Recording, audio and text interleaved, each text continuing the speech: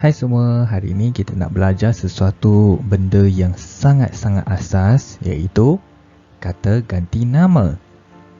Apa itu kata ganti nama? Contohnya, saya, awak, dia.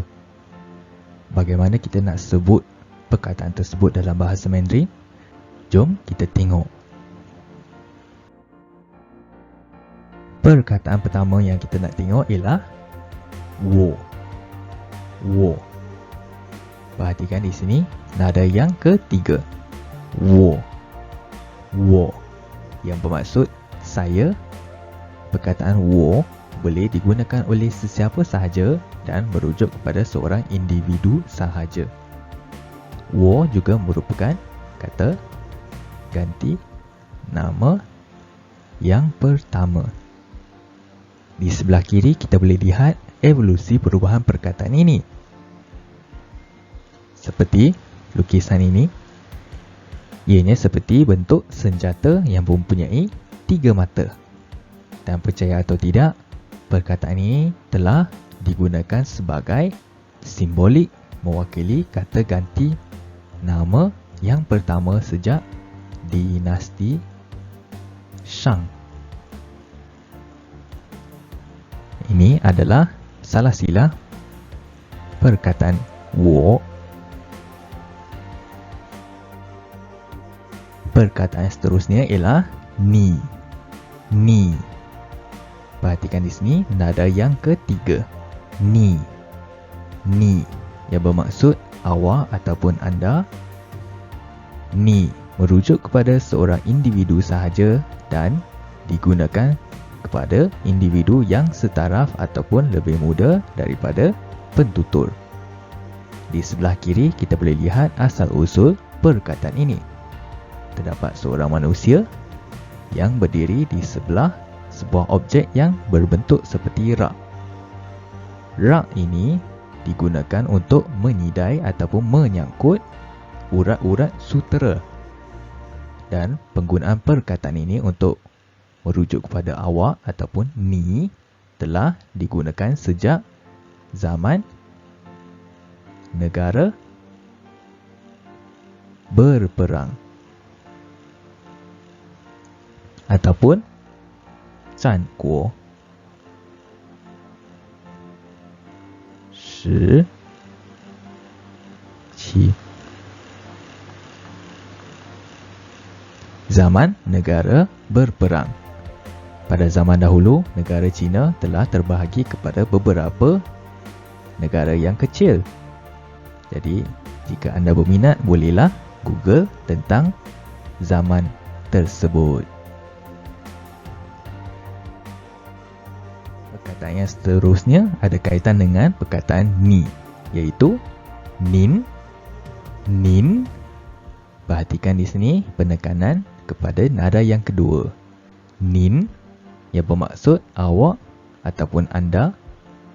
Nin merujuk kepada seorang individu sahaja dan digunakan kepada individu yang lebih tua ataupun kita hormati. Di sebelah kiri kita boleh lihat asal-usul perkataan ini. Seorang manusia berdiri di sebelah rak dan di bawahnya ada satu objek yang berbentuk hati.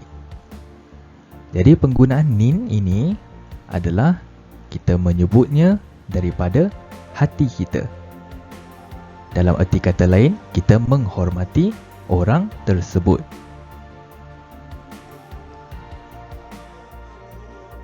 Seterusnya kita lihat pula perkataan ini. Ta. Ta. Ta. Penekanan diberikan kepada huruf T, iaitu apabila kita menyebutnya, kita kena mengeluarkan angin. Ta. Dan nada yang pertama. Ta. Bermaksud dia. Ta merujuk kepada seseorang individu dan boleh digunakan kepada sesiapa sahaja. Di sebelah kiri pula kita boleh lihat asal-usul perkataan ini. Terdapat seorang manusia yang berdiri di sebelah objek yang menyerupai seekor ular. Sama juga untuk perkataan ta yang kedua ini. Perbezaannya adalah perkataan ini, iaitu Nü. Nü merujuk kepada perempuan. Dan ta ini khusus untuk digunakan kepada golongan wanita ataupun perempuan sahaja. Sama juga di sebelah kiri kita boleh lihat asal-usulnya seorang wanita yang sedang duduk ataupun kita kata melutut di sebelah seekor ular.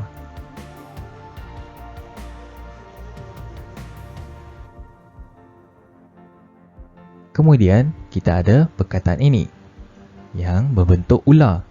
Seperti ke mana yang kita lihat dalam perkataan ta tadi, yang kita lihat ada seorang manusia berdiri sebelah ular. Jadi kenapa ada kaitannya dengan ular? Menurut sejarah, ular ini digunakan oleh orang dahulu untuk merujuk kepada dia dan digunakan sebagai kata ganti nama yang ketiga. Ta ini mempunyai bunyi dan sebutan yang sama seperti ta yang sebelum ini, iaitu merujuk kepada dia untuk manusia. Manakala ta untuk perkataan ini digunakan khusus untuk merujuk kepada haiwan ataupun objek sahaja dan tidak boleh digunakan untuk merujuk kepada manusia. Seterusnya, bagaimana pula jika kita ingin merujuk kepada bilangan yang ramai? Kita kena guna perkataan ini, iaitu men. Men. Di sini perhatikan ianya tidak ada sebarang tanda nada. Men.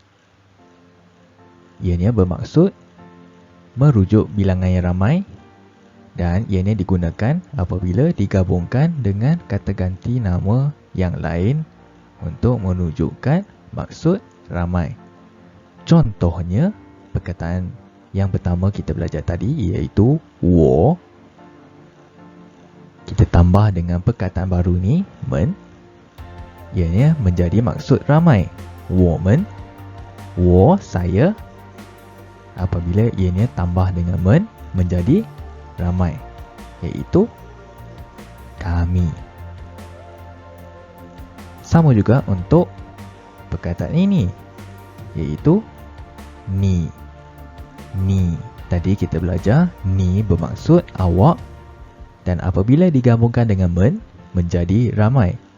Ianya menjadi maksud kamu ataupun awak semua ataupun kalian. Okey, seterusnya ialah tamen. Tamen. Tamen. Ta tadi kita belajar ianya merujuk kepada maksud dia. Dan apabila ta digabungkan dengan men, ianya menjadi maksud mereka. Dan sama juga untuk ta yang digunakan untuk haiwan ataupun objek, ianya menjadi bilangan yang banyak.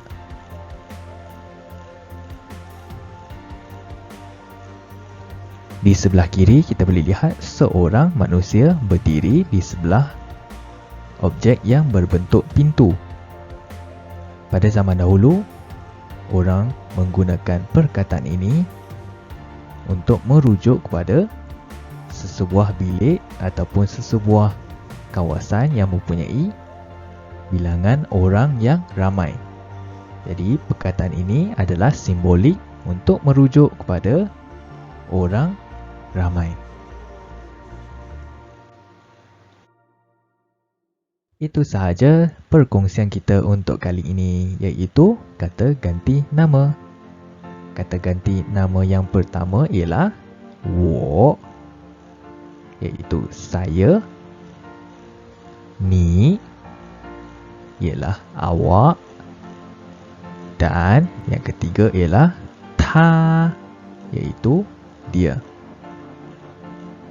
Dan seperti biasa, jika anda mempunyai sebarang persoalan ataupun pertanyaan, bolehlah tinggalkan di ruangan komen di bawah.